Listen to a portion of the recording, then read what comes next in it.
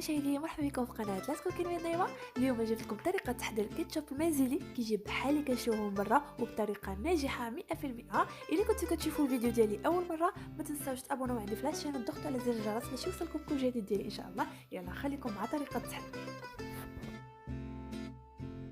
نبدا على بركه الله. بالنسبه للمكونات عندنا 3 ديال الطماطم متوسطه الحجم، يعني شحال ما كان نتوفر عندكم ديال الطماطم ماشي مشكل، يعني انا بغيت نعمل واحد الكميه متوسطه صافي، ما بغيتش نخرج بزاف حيت ديجا عندي دابا كنوري غير الطريقه وصافي.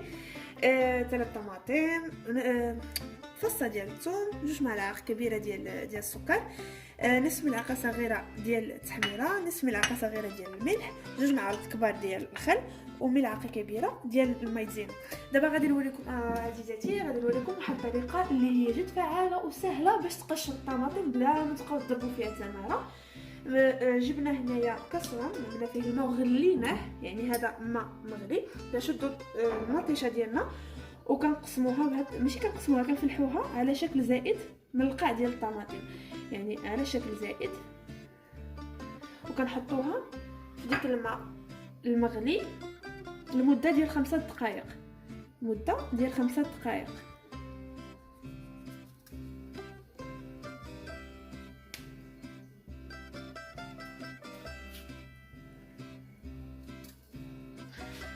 نعملوهم في الماء طايب مده ديال 5 دقائق ونرجعوا عاوتاني نوريكم كيفاش. 3 دقائق غادي نجبدوا المطيشه ديالنا بهذه الطريقه هذه ونحطوها في واحد الانيه فيها الماء بارد، من الماء سخون الماء بارد سخون بزاف.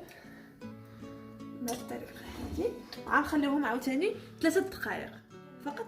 3 دقائق الطماطم ديالنا اصبح جاهز. هانتوما كيف ما غنوريكم دغيا كيتقشرها بكل سهوله بلا ما تضربوا ديك التماره ديال التقشار وكدير فيها النص. بهذه الطريقه هذه ها هي سهله جدا انكم تقشروا الطماطم بكل سهوله. ها كيف ما كتشوفوا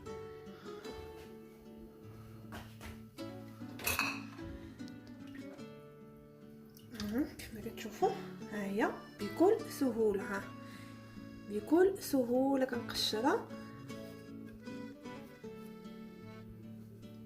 يعني ما كديش حتى الوقت بزاف باش انا نضرب عليها تماره. كاين اللي ما كيعرفش يقشر الطماطم، يعني كاين كيدير فيها النص.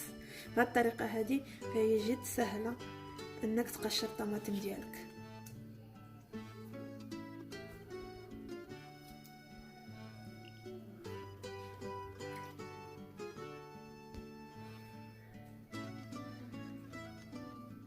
كاين بعض الطماطم كتكون القشره ديالها لاصقه على الطماطم، يعني كتجيك صعيب انك تقشرها. كاين بهذه الطريقه هذه غنرجعوا كنقشروا الطماطم ديالنا بكل سهوله. ها كيف ما كتشوفوا دابا غادي نقطعوهم لقطع صغيره جدا باش نطحنوها في ماشي صغيره جدا اصلا، غنطحنوها في المكسور، يعني نقطعوها طريفات وصافي.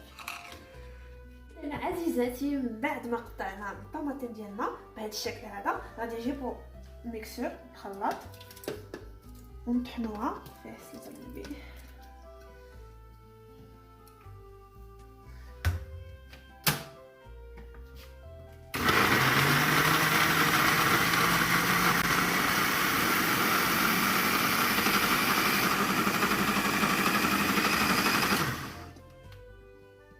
اذا من بعد ما طحناه مزيان بهذه الطريقه هذه غادي نجيبوا واحد الصفاي ونصفيوها فيها في واحد الكاسوله ونكبوا هذا الخليط هذا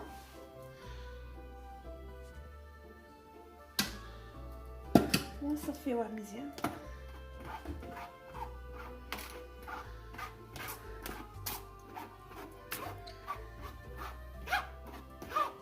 كنصفيوه من ديك الزريع والبقايا ديال الطماطم، حنا خصنا غير لاصوص ديالها. عزيزاتي من بعد ما صفينا المطيشه ديالنا هانتوما كتشوفوا البقايا شنو هي. ها هو الخليط، ها هو حنا اصلا محتاجين غير هاد المطيشه هادي، هذا الماء ديال المطيشه وصافي. عزيزاتي غادي نشعلوا على المطيشه ديالنا حراره معتدله، ما تهمش حراره بزاف، حراره معتدله، وغادي نحطوا فيها هاد الفصه ديال الثوم بعد ما قشرناها ونخليوها هكا ونحطوها باش غير تنسم لينا المطيشه ديالنا وصافي. وغادي نعملوا نصف ملعقه ديال ديال الملحه صغيره، ونصف ملعقه صغيره ديال التحميره، وجوج معالق كبار ديال الخل، وجوج معالق كبار ديال السكر.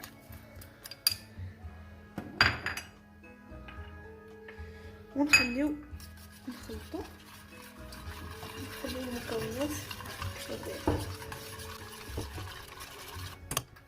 ايوا حبيباتي. كيف ما كتلاحظوا بعد ما غلى الخليط ديالنا غادي نحيدو هاد الثومه هادي، وغادي نشدو شويه د الماء نسكبوها على ديك المايزينا ديالنا.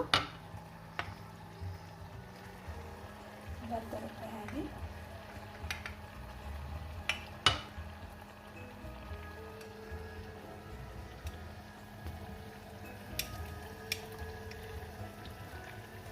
ونكبوها على الخليط ديالنا بالشكل هذا، ونبقاو نحركو. ملي تكبوا المايزينا ما تخليوش الخليط لا يتحرق لكم من القاع، يعني خصكم تبقاو تحركوه. اون فوا تصبوا المايزينا بقاو تخلطوا الخليط ديالكم مزيان باش ما يتحرق لكمش من القاع. كيف ما كتلاحظوا ها هو الخليط بدا كيتقال، وهذا هو المضمون بدا كيتقال. اهم حاجه تبقى تحركوه مزيان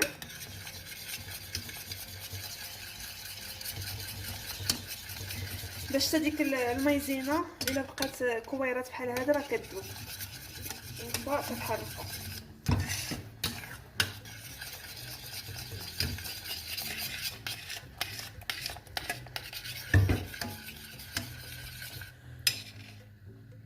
نتوما كتلاحظوا كيفاش تقل العجين الخليط عفوا.